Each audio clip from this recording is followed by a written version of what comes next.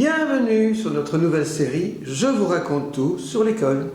Aujourd'hui, la question est « Pourquoi fait-on des examens ?»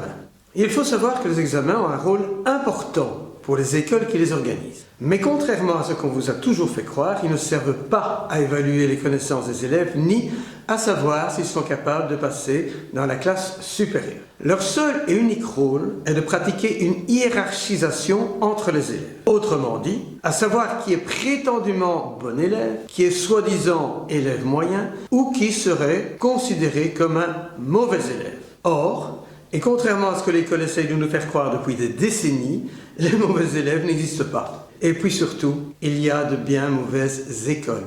Le véritable objectif des examens n'est donc pas de savoir si un élève a bien tout retenu, tout compris de ce qu'on lui a appris durant l'année, car cela, on sait l'évaluer de manière formative tout au long de l'année, c'est le rôle des pédagogues, mais au contraire, de pratiquer une sélection entre les élèves. Et pour cela, l'école va mettre des notes, donc des points, à tous les élèves en veillant bien à ce qu'ils ne réussissent pas tous. Eh oui, nous sommes dans une société libérale et le libéralisme, on le sait bien, a pour vocation de rendre les riches plus riches et les pauvres plus pauvres. Il faut donc que les moins nantis ne fassent pas trop d'études car ils pourraient à terme prendre les métiers des enfants des plus riches. Et l'école joue pleinement ce jeu. Il a été démontré que les résultats scolaires sont partiellement liés au niveau social et aux revenus des parents. Donc, un élève qui a des parents universitaires a toutes les chances de bien réussir à l'école et donc aussi aux examens. Par contre, un élève qui a des parents ouvriers ou qui vit dans un milieu populaire a toutes les chances de rater une partie de ses examens et de redoubler ou d'être orienté vers l'amitié manuelle, voire vers une école spécialisée. Il y a même des gugus qui prétendent qu'il y aurait des élèves doués pour les études, comme par hasard les enfants de riches, qui eux auraient l'intelligence du cerveau, et d'autres élèves qui ne seraient pas faits pour les études, comme par hasard les enfants des familles les moins privilégiées, qui eux auraient l'intelligence, tenez-vous, de la main. Ou comment montrer toute l'étendue de sa bêtise, l'intelligence de la main, cela n'existe pas. Nous sommes évidemment tous et toutes intelligents du cerveau, et c'est parce que nous sommes intelligents que nous savons utiliser nos mains. L'école joue donc le jeu de la sélection grâce aux évaluations et aux examens. Elle pratique la sélection afin d'éliminer les plus pauvres, soit en les faisant redoubler, soit en s'en débarrassant au profit d'écoles professionnelles. Si tout le monde réussissait, bien, les écoles professionnelles n'auraient plus d'élèves. Il faut bien les aider à survivre en leur envoyant ceux qui ne méritent pas de faire de hautes études. Et puis on ne sait pas garder tout le monde, ma bonne dame. Il faut donc éliminer. Ça, c'est le rôle des examens. Et cela, d'année en année. De manière à ne garder que les élèves qui ont facile, parce que leur famille a eu les moyens de bien les préparer aux études depuis leur naissance. Prenons un exemple au hasard d'une prétendument bonne école secondaire. C'est ce qu'on appelle une école pyramidale.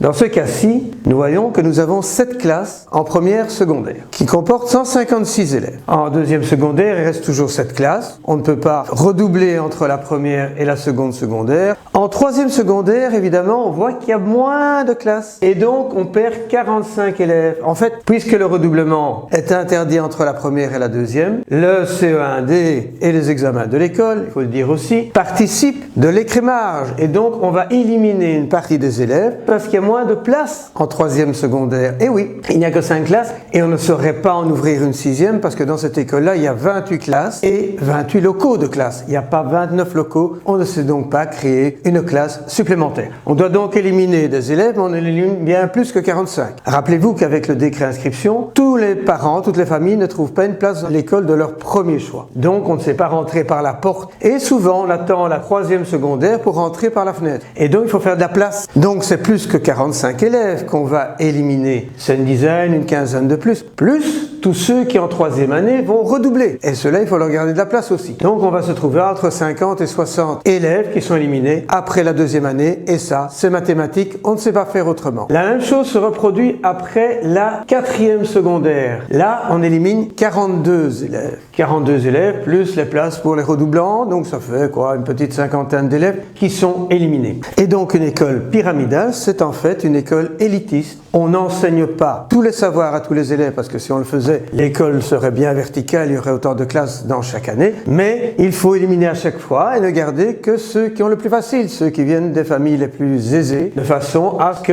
qu'on soit bien sûr que tous ceux qui terminent puissent aller à l'université ou au moins en haute école, tandis que les autres, voilà, tous ceux-là, ils sont orientés vers l'enseignement technique ou professionnel. Par définition, on l'a vu, les écoles pyramidales refusent d'enseigner à tous les élèves puisqu'il faut de la sélection. Mais pourtant, ce sont celles qui se prétendent de bonnes écoles. En fait, nous venons de le voir, elles sont loin d'être bonnes. Elles auraient plutôt tendance à être mauvaises pour la majorité de leurs élèves.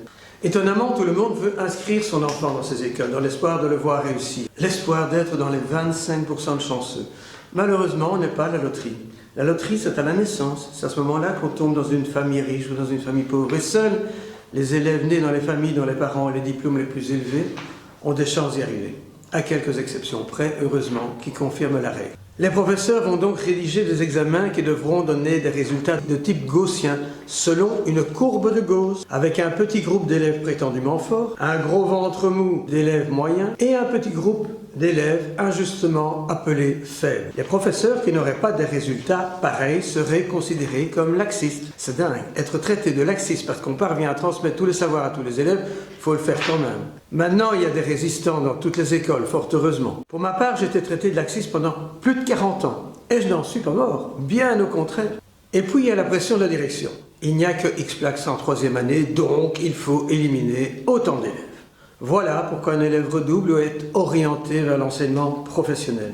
Ce n'est pas parce qu'il n'est pas intelligent ou qu'il est fainéant. Pas du tout. Et encore moins parce qu'il a l'intelligence de la main. Un élève n'est jamais responsable des échecs qu'on lui attribue. Il est simplement tombé dans un piège, celui de la sélection que pratique l'école, simplement parce que le système scolaire ne peut fonctionner que s'il y a une part suffisante de notes faibles et donc d'élèves en échec. Voilà, c'est tombé sur sa tête, c'était son tour, tout simplement, dans un système qui dysfonctionne. Alors quand une amie, un ami, un fils, une fille, l'enfant d'un voisin ou d'une voisine redouble, ne le montrez pas du doigt. Il n'est pas mauvais élève, elle n'est pas mauvais élève. Tous les élèves sont intelligents et tous sont doués pour les études. Cela a été largement démontré par de nombreuses études. Le problème provient de certaines écoles qui se prétendent bonnes et qui sont très loin de l'être. Alors nous devons lutter pour défendre les enfants et les jeunes qui sont victimes de cette discrimination. En cas de redoublement à l'école primaire, l'école doit toujours obtenir l'accord des parents pour faire redoubler un élève. Ceux-ci peuvent toujours dire non. Dès lors, refusez toujours.